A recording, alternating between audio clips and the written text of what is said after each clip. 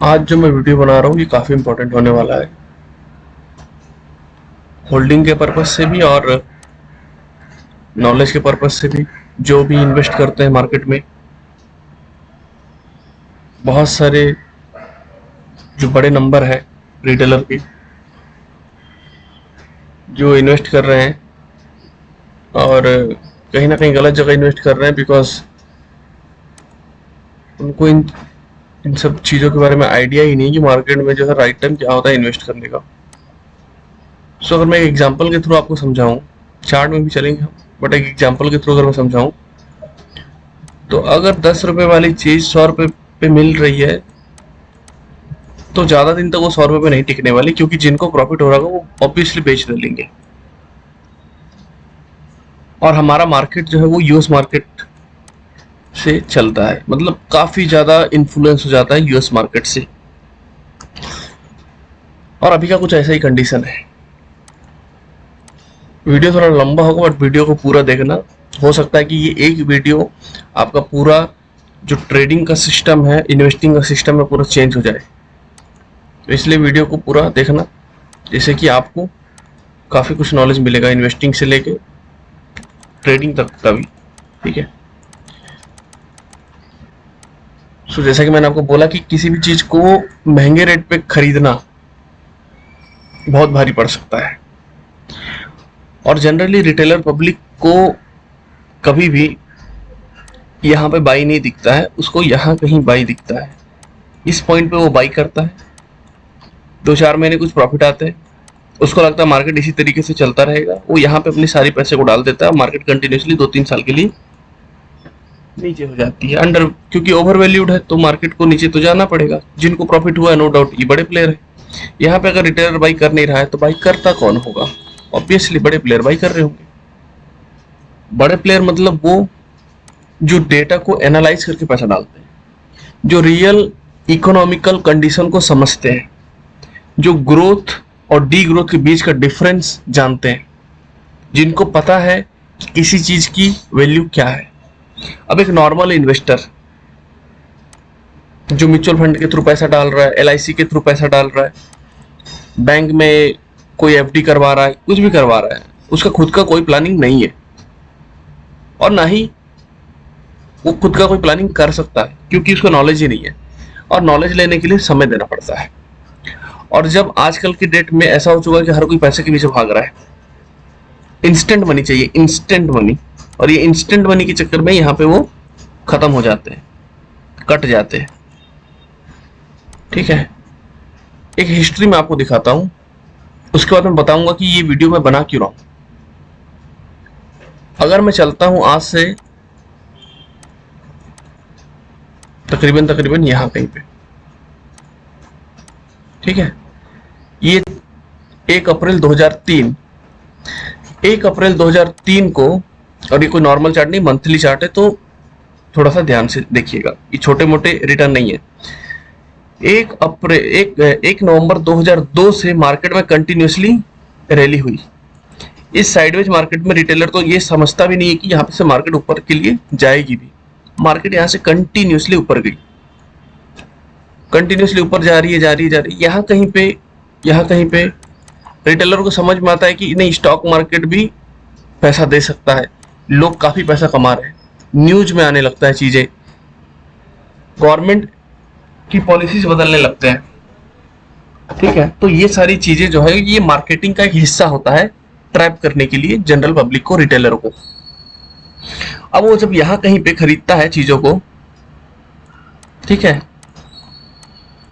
यहां कहीं पे जब वो खरीदता है तो मार्केट थोड़ा उसको प्रॉफिट दिखाती है, 1-2 महीने प्रॉफिट दिखाती है, और वो और पैसे डालता है यहाँ पे।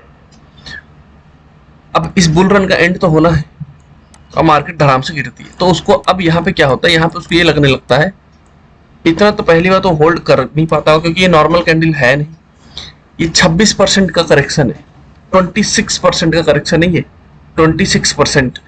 इतने में तो हालत टाइट हो जाएगी किसी भी रिटेलर की। सो वो लॉस में भाग जाता है कि उसका पूरा पैसा ना डूबे। अब वो यहाँ पे इन्वेस्ट तो कर नहीं रहा होगा, फिर से मार्केट बढ़ने लगती है, उसको यहाँ कहीं वो जगता है, सो के सोया रहता है, 1-2 साल सोता रहता है, उसका तो जगता है, अचानक से नींद खुलता है उसका, जगता है यहाँ पे, फिर पैसा डालता है यहाँ पे, और जब वो फिर पैसा डालता है उसके बाद फिर वही होता है 20% का करेक्शन। अब यही लोग हैं मार्केट में जो ये बोलते हैं कि stock market is a gambling, nobody can make money. अगर कोई पैसा बनाता ही नहीं है तो रिटेलर का पैसा जाता कहाँ है? कोई तो बना रहा है, तभी तो रिटेलर का पैसा जा रहा है। तो जो कुछ नहीं जानता है वो यहाँ पे लॉस करेगा और करता ही रहेगा, और ये सारा पैसा जाएगा उसको जो एनालाइज कर रहा है, जो रिसेशन में डरता नहीं है, जो गिरावट में डरता नहीं है, और मार्केट जब बढ़ती है तो भी नहीं डरता, क्योंकि उसने स्टडी कर रखा है ना, वो रियलिटी के ऊपर वो रियलिटी बेस्ड इन्वेस्टमेंट कर रहा है ना, कि अगर कोई भी चीज सस्ती है तो खरीद लो भाई, उससे सस्ती क्या ही होगी, है ना। अगर किसान भी 1 रुपए से सस्ता तो आलू का रेट नहीं करता, वो बोलता है मेरा आलू अब खराब ही हो जाए, 1 रुपए से तो सस्ता नहीं देने वाला। बात वही है, जब कोई चीज ओवर वैल्यू होती है तो फिर वो अंडर वैल्यू भी होती है, या फिर अपने एक रियल प्राइस पे आती है, वहां से फिर बाइंग चालू होता है। बट यहाँ पे बाइंग दिख नहीं रहा है ना, इसके बगल में तो बड़ी सी कैंडल है, तो अभी तो रिटेलर अंधा हो गया है यहाँ पे, वो यहाँ जगेगा, ये ऊपर में जगेगा यहाँ पे, और वो जैसे ही जगेगा उसको तुरंत सोने के लिए फिर भेज दिया जाएगा, क्योंकि मार्केट अब गिरने वाली है ना। जो इसको डीप एनालाइज कर रहा है, मार्केट पैसा उसको देगा, या फिर जो सोता रहता है और अचानक से जग जाता है उसको पैसा देगा मार्केट। यूनिवर्सल ट्रूथ है, मेहनत करने वाले को ही पैसा मिलता है।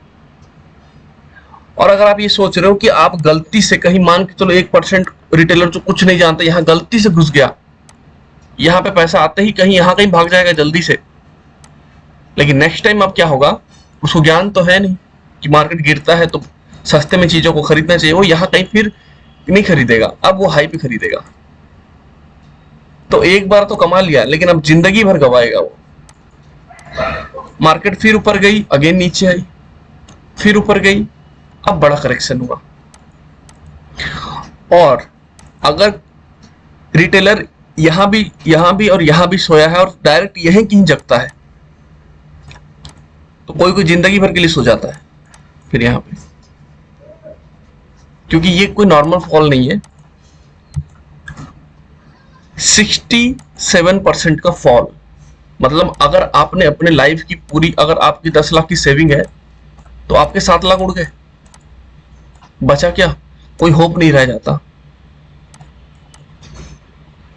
ठीक है। बट इससे पहले मैं आपको एक चीज बता दूं, हमारा जो भी आज एनालिसिस होगा ये मेरा एक पर्सनल पॉइंट ऑफ व्यू है, मैं ना ही कोई सेबी रजिस्टर्ड एक कोई एनालिस्ट हूं, ऐसा कुछ भी नहीं है। बट मैंने जो मार्केट में ऑब्जर्व किया है, जो मैं मार्केट को समझता हूं, जानता हूं, उसके हिसाब से आपको बता रहा हूं। खुद से सीखो मार्केट में। जब आपको बार बार ये चीजें दिख रही है कि मार्केट गिरने के बाद उठती है, तो गिरावट में खरीदना बेटर है, उठने के बाद गिरती है तो हाई पे बेचना बराबर है, करेक्ट है। और ये सिलसिला डेकेड से जारी है, सदियों से जारी है।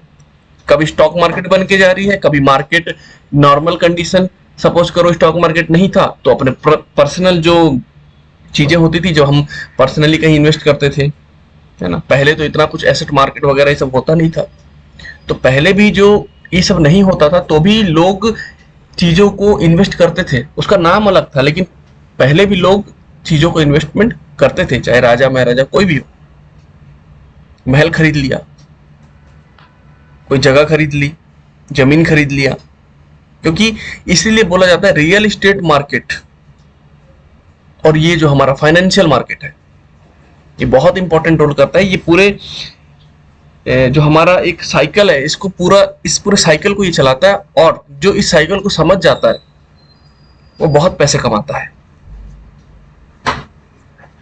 लेकिन सही समय पे सही इन्वेस्टमेंट होना चाहिए। सस्ते रेट पे चीजें मिले बिल्कुल खरीदो, कोई दिक्कत की बात नहीं है। सस्ते रेट में मिला, खरीदते चलो, खरीदते चलो, खरीदते चलो, महंगे में बेचते चलो। अब महंगा और सस्ता क्या होता है मैं आपको बताता हूँ। प्राइस एक्शन नाम का कोई चीज होता है, ये आपको पता होगा, अगर आप मेरे वीडियो को देख रहे हो तो। नहीं पता है, मैं बताता हूँ। प्राइस एक्शन का मतलब होता है किसी भी चीज के घूमने को हम एक्शन बोलते हैं। अगर आप एक कदम भी चलते हो तो आपने एक्शन किया, that is called action. Price action का क्या मतलब है? पैसों का ऊपर नीचे होना, प्राइस का ऊपर नीचे होना प्राइस एक्शन है। तो प्राइस एक्शन किस तरीके से होता है मार्केट में?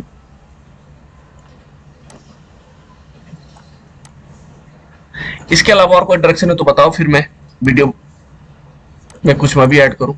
ये 3 डायरेक्शन के अलावा मार्केट में और कुछ है क्या? कुछ नहीं है। 3 डायरेक्शन है, बाई और सेल, एक ग्रीन एक रेड, ये 2 चीजें। एक डायरेक्शन है up up down sideways, by और सेल, यही चीजें चलती है मार्केट में। तो प्राइस एक्शन अगर मान के चलो मार्केट इस तरीके से ऊपर जा रही है तो बोलते हैं प्राइस एक्शन अप साइड के लिए है। प्राइस एक्शन अप साइड के लिए है। प्राइस एक्शन बन रहा है अप साइड, तो बन रहा है प्राइस एक्शन अप साइड। जब मार्केट ऊपर जाके नीचे आती है और फिर ऊपर जाती है तो बोला जाता है higher high and lower lows, मतलब प्राइस एक्शन ऊपर के लिए है। प्राइस एक्शन ऊपर के लिए है। जब मार्केट गिरने लगती है तो बोला जाता है प्राइस एक्शन नीचे के लिए है। करेक्ट है। अब अगर मार्केट में प्राइस एक्शन ऊपर का है तो हमको टॉप पे बाई नहीं किया जाता, कभी भी लो पे बाई करना चाहिए ना, सस्ते पे, क्योंकि मार्केट ऊपर आते ही सेलिंग चालू हो जाएगी अब तो। और ये प्राइस एक्शन कंटिन्यूसली अपसाइड के लिए बना रहा है। जब मार्केट में प्राइस एक्शन अपसाइड के लिए बनता है तो ध्यान देना एक बात, 3 प्राइस एक्शन बड़े टाइम फ्रेम में या फिर छोटे कोई सा भी ले लो, और 5, जनरली 3 लेग और 5 लेग बनते हैं। उसके बाद एक बड़ा करेक्शन आता है, जैसा कि आप यहां पे देखोगे। और 3 प्राइस एक्शन के बाद 3 प्राइस एक्शन अगर ऊपर के लिए हुआ है तो हाई चांसेस हो जाते हैं कि मार्केट इस तरीके से प्राइस एक्शन नीचे के लिए बनाएगा। लेकिन अभी नेगेटिव नहीं हुआ है मार्केट, अभी मार्केट नेगेटिव नहीं हुआ है, लेकिन मार्केट 3 प्राइस एक्शन के बाद एक थोड़ा सा एक करेक्शन लेता है। सपोज करो यहां से मार्केट उठी 1 2, दिस इज 3 4 एंड 5, ये मैक्सिमम है। ऐसा नहीं कि 6 नहीं हो सकता है, बट वो सदियों में एक बार होता है। ठीक है, तो 5 यहां पे हो गए, मतलब कायदे से 3 के बाद एक बड़ा करेक्शन होना था, लेकिन मार्केट में 5 हो गए तो करेक्शन भी बड़ा होगा। एक बड़ा सा करेक्शन आया मार्केट में, और ये जो बड़ा सा करेक्शन होगा, जहां से मार्केट उठा होगा वहां का 50% के आसपास ये करेक्शन होगा। अब यहां पे मार्केट 50% से भी ज्यादा रिट्रेस हुई है, मतलब मार्केट जो है वो अंडर वैल्यूड है।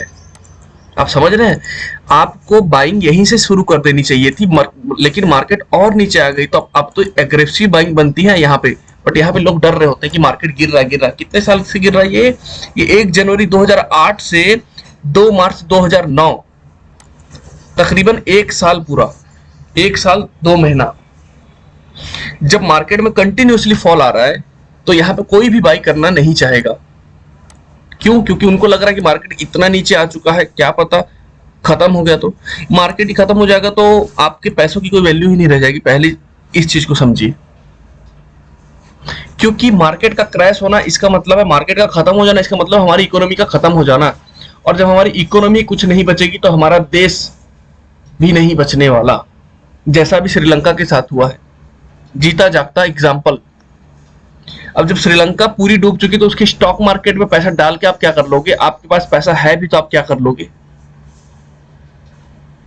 ठीक है, जहां पे आपको एक तेल की टंकी को भराने के लिए 15-15 हजार रुपए देने पड़ रहे हैं। करेक्ट है। सो इन सारे पॉइंट को ध्यान से समझिए कि कभी भी हमको नए हाई पे बाई नहीं करना है। ये मेरा एक हाई था, ये सेकेंड हाई है, ये थर्ड हाई है, ये फोर्थ हाई एंड ये फिफ्थ हाई। कान पकड़ लो, यहां पे कभी भी बाई नहीं करना है, कभी भी नहीं, नेवर एंड एवर।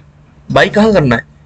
जब मार्केट करेक्ट करेगी, नीचे आएगी, जब मार्केट नीचे आएगी, एटलीस्ट 20% आना चाहिए, 20 to 50%। यहाँ पे कितना आया? 35%, 20%, करेक्ट है। और उसके लिए मैं आपको एक बढ़िया सा इंडिकेटर देता हूं, 20 period moving average. 20 period moving average, ये जो ब्लू लाइन है ना, ये 20 मूविंग एवरेज है, 20। जब जब मार्केट इस पॉइंट को टच करेगी आपको बाई करना है। इसका मतलब होता है पुल बैक, करेक्शन कंप्लीटेड। लेकिन जब 5 ट्रांजैक्शन ऊपर के लिए हो जाए या फिर 3 ट्रांजैक्शन ऊपर के लिए हो जाए तो फिर सतर्क रहना है, क्योंकि ये मूविंग एवरेज ब्रेक होकर मार्केट नीचे आने के चांसेस काफी ज्यादा बढ़ जाते हैं, करेक्ट है।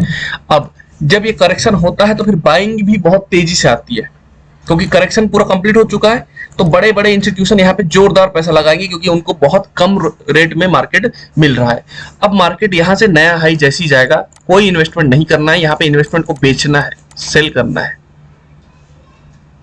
मार्केट नीचे आएगी, यहाँ खरीदना है, खरीदिए, चाहे यहाँ खरीदिए, कहीं भी खरीदिए, आपको एक अच्छा रेट में मिलेगा। बट हाई पे कभी भी नहीं खरीदना है, कभी नहीं, ठीक है। अब देखो यहीं से मार्केट अगेन हाई गई, तो यहां पे कभी भी नहीं खरीदना है आपको, यहां पे कभी भी नहीं खरीदना है आपको। आपको ये नीचे में खरीदना था, यहां कहीं खरीदना था। यहां बेचने का जगह है, ये स्पॉट है। फिर मार्केट नीचे आई, अगेन मार्केट ऊपर के लिए निकल गई, तो आपको यहां पे खरीदना नहीं है, करेक्शन का वेट करना है, इस मूविंग एवरेज के आसपास कहीं खरीदना है। मार्केट फिर ऊपर गई, फिर बेचना है, नीचे आई खरीदना है, ऊपर गई बेचना है। 2020 पे आ गए अब, और आपको ये प्राइस एक्शन क्लियरली अब नजर आता होगा कि अगर आप केवल इसी चीज को फॉलो कर रहे होते कि डिप पे अगर बाई कर रहे होते, जब मार्केट गिर रहा होता है, जब पूरी दुनिया डरी हुई होती है, जब कोई इन्वेस्टमेंट नहीं करता है, अगर आप हिम्मत करके इन्वेस्टमेंट किए होते तो आपको पैसा मिलता। लेकिन जब पूरी भीड़, जब पूरे बकरे इकट्ठे भाग रहे एक ही डायरेक्शन में, अगर उसी डायरेक्शन में भागा जाए तो कटना तो निश्चित है, कटना तो फिक्स है ना। सो यहां पे कभी भी इन्वेस्टमेंट नहीं करना चाहिए। हमारा मार्केट जो है वो अभी हाई पे गया, कुछ लोग यहां पे भी इन्वेस्ट किए होंगे, अब मार्केट करेक्ट कर रहा है, अपने आप को करेक्शन कर रहा है। यहाँ के और यहाँ के सिनेरियो में बहुत बड़ा डिफरेंस है। वीडियो बहुत लंबा बनेगा, हो सकता है बहुत लंबा बने, लेकिन अभी बहुत सारे पॉइंट्स जो मैं आपको बताने वाला हूं। तो जो सीखेगा वो आगे बढ़ेगा, जो नहीं सीखेगा वो फिर पैसा लूज कर देगा, कोई बड़ा डिफरेंस नहीं है, ठीक है। जिसको सीखना है वो पूरा वीडियो को देखेगा, जिसको नहीं सीखना है, जिसको कंसिस्टेंटली हारते चले जाना है अंधा पैसा लगा के, वो बिल्कुल वीडियो को थोड़ा सा ही देखिए, ज्यादा मत देखिए। हाँ अभी तो मैं ये तो बैंक निफ्टी है, सॉरी मैं तो निफ्टी 50 में आपको, चलिए बैंक निफ्टी कोई बात नहीं। अब देखिए बैंक निफ्टी अभी भी ओवर वैल्यू नहीं हुआ है, क्योंकि बैंक निफ्टी ऊपर जाने का तो अभी नीचे में है, यहाँ पे थोड़ी बहुत बाइंग देखने को मिल रही है। लेकिन आपको एक चीज ध्यान में रखना है कि मार्केट में जो हमारे लेग्स थे, मार्केट कंटिन्यूसली यहाँ से ऊपर जा रहा था, ये कोरोना क्रैश के बाद आप इसको हटा दीजिए, इस पॉइंट को हटा दीजिए। सपोज करो मार्केट यहां से बढ़ी, इसको हटा दीजिए, मार्केट यहां से बढ़ी, मैं आपके लिए इजी कर देता हूं, हाँ ठीक है।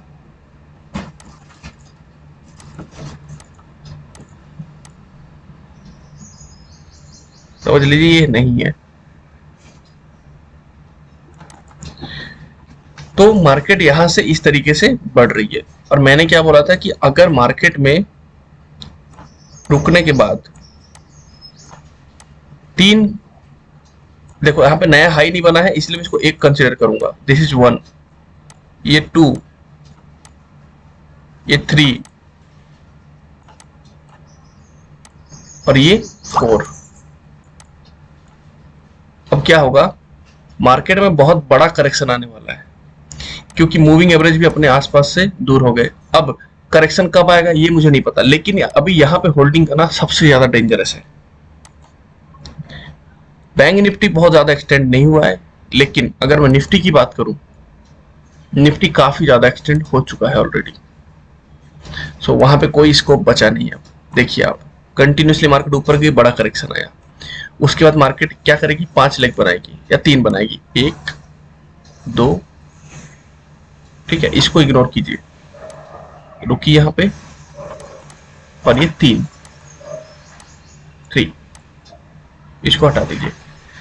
यहां मार्केट रुकी थी कंटिन्यूसली बहुत दिनों तक, ये पहला, ये दूसरा और ये तीसरा।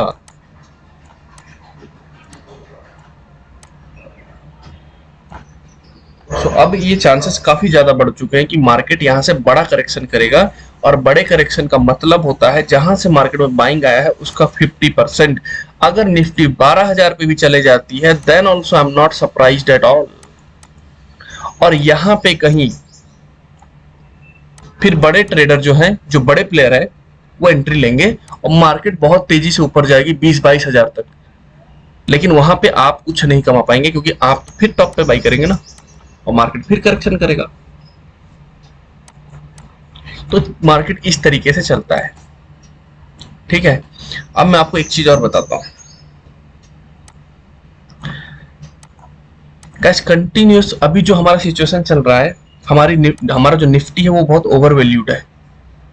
ओवर वैल्यूड इसलिए है क्योंकि हमारा जो गोल्ड है वो सबसे बड़ा एसेट माना जाता है, सबसे बड़ा एसेट क्लास है गोल्ड, ठीक है। और गोल्ड जो है वो निफ्टी के कंपेयर में अभी भी बिल्कुल नहीं बढ़ा है। निफ्टी से अगर मैं कंपेयर करूं तो निफ्टी अभी जो है हाई वैल्यू पे है कंपेयर टू गोल्ड।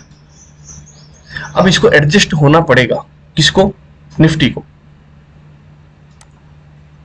और जब निफ्टी एडजस्ट होगा,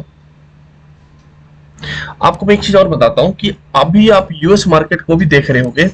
सो यूएस मार्केट में कंटिन्यूअसली अभी कुछ दिनों से इंडेक्स जो है वो नीचे चलते जा रहे हैं, लेकिन हमारा मार्केट अभी तक करेक्ट नहीं हुआ है। हमारा मार्केट अभी तक करेक्ट नहीं हुआ है। इसका मतलब सिंपल है कि जितना भी पैसा यूएस मार्केट, जो हमारे जो फॉरेन इन्वेस्टर हैं जो पैसा डाल रहे हैं, उन्होंने अभी तक हमारे मार्केट से पैसा निकाला नहीं है। जब वो पैसा निकलेगा, और समय आ चुका है ट्रैप होने का अब, ठीक है। अगर मैं निफ्टी 50 के वनडे की चार्ट पे लेके चलूं आपको,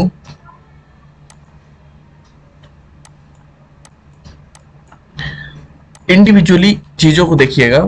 मार्केट में एक प्राइस एक्शन बन रहा है, यहाँ पे मार्केट रुकती है, फिर गिरती है, मार्केट फिर रुकती है, अब गिरती नहीं है मार्केट, हल्की सी ऊपर जाती है, लेकिन अभी तक ये स्विंग ब्रेक नहीं हुआ है। फिर बड़ा डाउनफॉल आ जाता है, मार्केट ऊपर जा रही है, इस बीच में कितने भी प्राइस एक्शन बना दे कोई मतलब का नहीं है। ये लेवल ब्रेक होना चाहिए, ये लेवल, और ये लेवल के बाद फिर ये लेवल है। और मैंने पहले ही आपको बोला था कि अगर मार्केट में 3 मूवमेंट हो जाए, 1 2 3, तो बड़ा करेक्शन आता है। आया बड़ा करेक्शन। अब यहां से 50% कहां होता है, एग्जैक्टली यहीं पे होता है। और यहां से जो फॉल आएगा वो इस तरीके से आएगा। और अगर मार्केट 12,000 भी चले जाती है then also I am not surprised at all. मैं ये नहीं कहता कि आप अपनी होल्डिंग बेच दो, आपकी अपनी समझदारी है, मेरा एक पॉइंट ऑफ व्यू है जो मैं आपके सामने रख रहा हूं। आपको अगर अच्छा लगता है, कुछ लॉजिकल लगता है, कुछ समझ में आता है, तो आप इसको अप्लाई कीजिए। मैं ये सारी चीजें इसलिए कह रहा हूं क्योंकि अगर मैं निफ्टी को डिवाइड कर दूं गोल्ड से, निफ्टी डिवाइडेड बाई, अगर मैं गोल्ड कर दूं,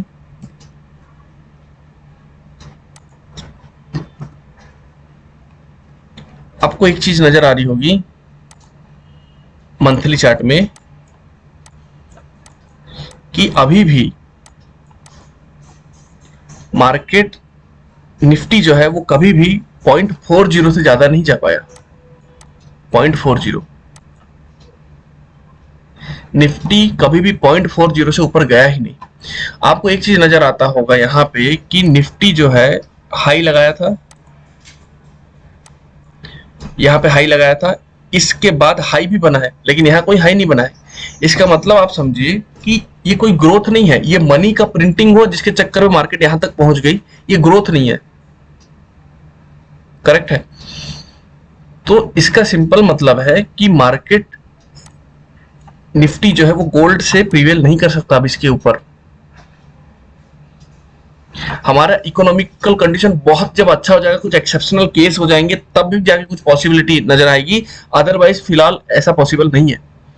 और हम उसी पॉइंट से रिजेक्शन ले रहे हैं, उसी पॉइंट से। सो यहां पे क्या हुआ मार्केट में, ये आया भाई, अब यहां से मार्केट को हाई चांसेस है कि मार्केट फिर नीचे के लिए निकल जाएगी।